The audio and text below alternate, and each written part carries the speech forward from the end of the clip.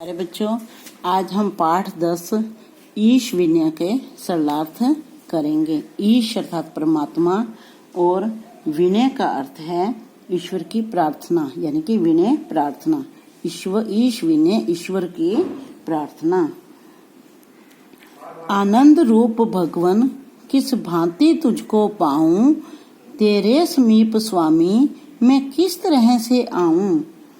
हे ईश, हे परमात्मा, हे आनंद स्वरूप भगवान, मैं किस विधि से तुझे पाऊं।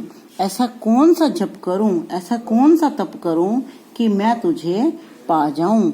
हे स्वामी, मैं तेरे पास किस तरह से आकर बैठूं, किस तरह से तेरा ध्यान करूं, तेरा एहसास महसूस करूं। सुख मूल मुक्ति रूपम मंगल कुशल स्वरूपम, घड़ियाल शंख को क्या सम्मुख तेरे बजाऊं। आप सुख के मूल हैं, अर्थात सुखों को देने वाले हैं। मुक्ति रूपम, मुक्ति के दाता हैं। आप मंगल कुशल स्वरूपम, आप शुभ कर्म करने वाले हैं और स्वयं स्वरूपम हैं। तो मैं एक घड़ियाल शंख को क्या सम्मुख तेरे बजाऊं, मैं एक शंख को आपके सामने क्यों बजाऊं। अनुपम परम छबीले, बिन रंग रस रसीले, कंटक सखा है फुलवा, क्या सिर तेरे चढ़ाऊं। आप अनुपम हो, परम छबीले हो, आप बिरंगे हो, फिर भी रस रसीले हो। हर रूप में आपका रंग है, कांटों से भरा आपका आप हर रूप में आपका रंग है। तो मैं आपके सिर पर क्या चढ़ाऊं, क्योंकि आप ही फूल हो और आप ही कांटे हो, यानी कि अर्थात आप ही सब कुछ हो। कोटानुकोटि भूमि, उन पर असंख्य प्राणी, जगदीश अपना नंबर मैं कौन सा गिनाऊं। तुम करोड़ों करोड़ों भूमि के मालिक हो और उन पर रहने वाले असंख्य प्राणी आप ही के द्वारा बनाए हुए हैं। हे प्रभु, मैं कौन सा नंबर लगाऊं। इतने अरबों खरबों सब प्राणियों के अंदर आप ही समाये हुए हो।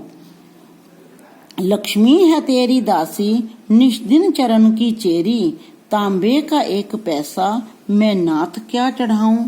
लक्ष्मी तेरी दासी है, अर्थात आप लक्ष्मीपति हो।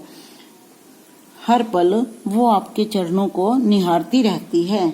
एक तांबे का पैसा मैं आपके चरणों में क्या चढ़ाऊं। गंगा है तेरी दासी, सेवक है इंद्र तेरा, तेरे शरीर पर क्या 2 चुल्लू जल चढ़ाऊं। और यही बात पानी के लिए भी कही गई है कि आप जल के मालिक हो। गंगा आपकी दासी है और इंद्र आपका सेवक है। इंद्र का जल को देवता कहा गया है। तो मैं यदि स्वयं इंद्र आपके सेवक हैं, तो क्या मैं 2 चुल्लू जल आप पर चढ़ाऊं, अर्थात मैं किस प्रकार आपको रिझाऊं। छोटे से दास तेरे रविचंद्र हैं उपस्थित, करने को नित उजाला, घृत दीप क्या जलाऊं। यहाँ पर सूर्य और चंद्रमा को भी भगवान का एक छोटा सा दास कहा गया है। और सूर्य और चंद्रमा अपने अपने समय पर इतना उजाला करते हैं कि मैं एक छोटा सा दीपक आपके आगे जलाकर आपको किस प्रकार से रिझाऊं। विनती किशोर की है निशिदिन यही दया में, हृदय में लो हो तेरी, आंखों में मैं समाऊं। इस प्रकार कवि यहाँ भगवान से विनती कर रहा है कि हे दया के सागर, सब पर दया करने वाले परमात्मा, ऐसी दया करना कि मेरे हृदय के अंदर तेरी लो हो और इन आँखों के अंदर मैं तुझमें समा जाऊं। अब आगे इसका भाव है। इस विनय में आनंद स्वरूप परमात्मा को सभी मंगलों का मूल कारण मानते हुए तथा उसको निराकार और संपूर्ण ऐश्वर्य का स्वामी मानकर भक्त उसे उसी के द्वारा रचित वस्तुएं भेंट करने में संकोच करता है। वह प्रकाश स्वरूप है, वह सभी लोकांतरों को अपने प्रकाश से प्रकाशित करता है। भक्त यहाँ ईश्वर से प्रार्थना करता है कि वह प्रभु मेरे हृदय में सदैव प्रकाशित रहे और अंत में उसी प्रकाश में वह विलीन हो जाए। अब हम इसके प्रश्न उत्तर देखेंगे। इस प्रार्थना में भगवान से क्या याचना की गई है? इस प्रार्थना में भगवान से कहा गया है कि हे प्रभु, आप सदा मेरे हृदय में विराजमान रहें। भगवान पर पैसा चढ़ाते समय भक्त क्यों हिचकिचाता जाता है? क्योंकि प्रभु संपूर्ण ऐश्वर्य के स्वामी हैं, लक्ष्मी उनकी दासी है। भक्त कहता है कि ऐसे परमात्मा को मैं क्या अर्पण करूं?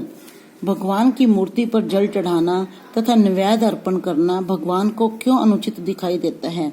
क्योंकि गंगा भगवान की दासी है, इंद्र भगवान का सेवक है, इसलिए भगवान समझता है कि भगवान पर जल चढ़ाना और नैवेद्य अर्पण करना भगवान का अपमान करना है। तो बच्चों, आपने यह पाठ अच्छी तरह से पढ़ना है और उसके सरलार्थ करने हैं और प्रश्न उत्तर याद करने हैं। धन्यवाद।